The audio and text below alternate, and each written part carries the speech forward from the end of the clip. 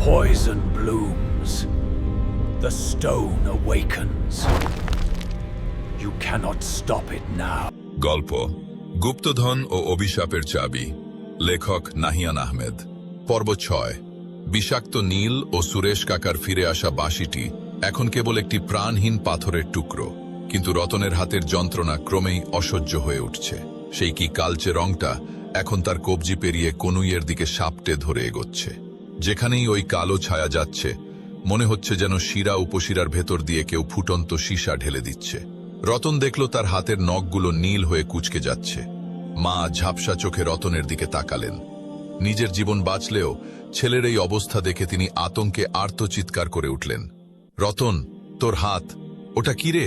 কেন এমন হচ্ছে? রতন উত্তর দিতে চাইল, কিন্তু তার কণ্ঠনালী যেন কেউ চেপে ধরেছে। তার সারা শরীর ঘামছে, আর ঘরের বাতাস হঠাৎ করেই বরফের মতো ঠান্ডা হয়ে গেছে। ঠিক সেই মুহূর্তে বাড়ির সামনের ভাঙা সদর দরজাটা বিকট শব্দে আছড়ে পড়ল।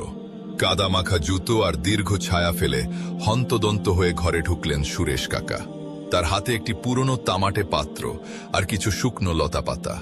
রতনের হাতের অবস্থা দেখে তিনি থমকে দাঁড়ালেন না, বরং দ্রুত এগিয়ে এসে রতনের কবজিটা শক্ত করে চেপে ধরলেন। দেরি হয়ে গেছে রতন, তুই সিন্দুক খুলেছিস ঠিকই, কিন্তু এর বিনিময়ে যে ঋণের বোঝা মাথায় নিলি, তার জন্য তো তুই প্রস্তুত ছিলি না। সুরেশ কাকার গলায় আগের সেই শান্ত ভাব নেই, এখন সেখানে চরম আতঙ্ক। রতন দাঁতে দাঁত চেপে কোনো মতে যন্ত্রণায় কুকড়ে থাকা গলায় প্রশ্ন করল, সুরেশ কাকা, এটা কি হচ্ছে আমার সাথে? সিন্দুকের ভেতরে ওটা কার খুলি ছিল? সুরেশ কাকা তামাটে পাত্র থেকে একটি কালো ঘন প্রলেপ রতনের হাতে মাখাতে মাখাতে বললেন, সিন্দুকের ভেতরে যে খুলিটা দেখেছিস, ওটা তোর প্রপিতামহ রাম রতন রায়ের। তিনি এই প্রাসাদের বিশাল সম্পত্তির বিনিময়ে এক অন্ধকার শক্তির সাথে চুক্তি করেছিলেন। সেই চুক্তির শর্ত ছিল, বংশ পরম্পরায় এই রক্তের ঋণ বয়ে বেড়াতে হবে। তুই সিন্দুক খুলে সেই ঘুমন্ত অভিশাপকে জাগিয়ে দিয়েছিস।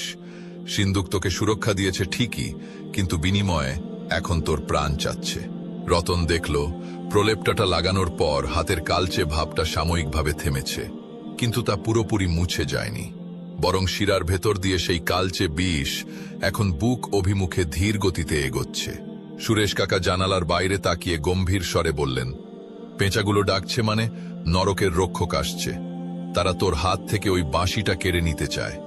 রতন, যে বাঁশিটা পাথর হয়ে গেছে, ওটাকে আবার জীবিত করতে হবে। তা না হলে এই বিষ তোর হৃৎপিণ্ডে পৌঁছাতে আর এক প্রহরও সময় নেবে না। মা ফিসফিস করে বলে উঠলেন, কিন্তু সেই বাঁশি বাজবে কে?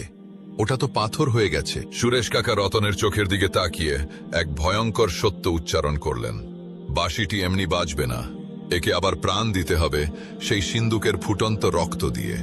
তোকে আবার সেই কালকুঠুরিতে ফিরে যেতে হবে রতন। কিন্তু মনে রাখিস, এবার সিন্দুক কেবল তোর হাত নয়, পুরো অস্তিত্ব গিলে নিতে চাইবে। সিন্দুকের ভেতর হাত ঢুকিয়ে তোকে ওই খুলিটার কপালে এই পাথর দিয়ে আঘাত করতে হবে। বাইরে ঝড়ের বেগ অস্বাভাবিক বেড়ে গেছে। কর্কর শব্দে বাজ পড়ার সাথে সাথে রতন শুনতে পেল নিচে সেই তালাবদ্ধ ঘরের দরজাটা কে যেন সজোরে ধাক্কা দিচ্ছে। সিঁড়ি দিয়ে ভারী কোনো কিছু টেনে টেনে হেঁটে আসার আওয়াজ শোনা যাচ্ছে। রতন আর তার মা ভয়ে একে অপরের দিকে তাকালো। সেই অদৃশ্য ছায়া কি আবার ফিরে আসছে, নাকি সিন্দুক থেকে উঠে আসছে অন্য কোনো বিভীষিকা? রতন পাথরের টুকরোটা শক্ত করে ধরল।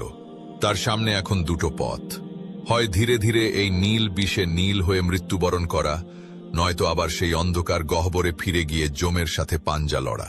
পরের পর্বে থাকছে, রতন কি পারবে সেই কালকুঠুরিতে ফিরে গিয়ে সিন্দুকের রক্তে পাথরটিকে আবার সোনা করতে? সিঁড়ি বেয়ে উপরে উঠে আসা ওই ভারী পায়ের আওয়াজটি কার? সুরেশ কাকা কি সত্যি রতনকে বাঁচাতে চান, নাকি তার নিজেরও কোনো স্বার্থ আছে এই গুপ্তধনের পেছনে? সব মিলিয়ে কালকের পর্বটা হবে আরো অসাধারণ। গল্পের এই নতুন অংশটি কেমন লাগলো তা কমেন্ট করে জানান। ধন্যবাদ সবাইকে। আসসালামু আলাইকুম।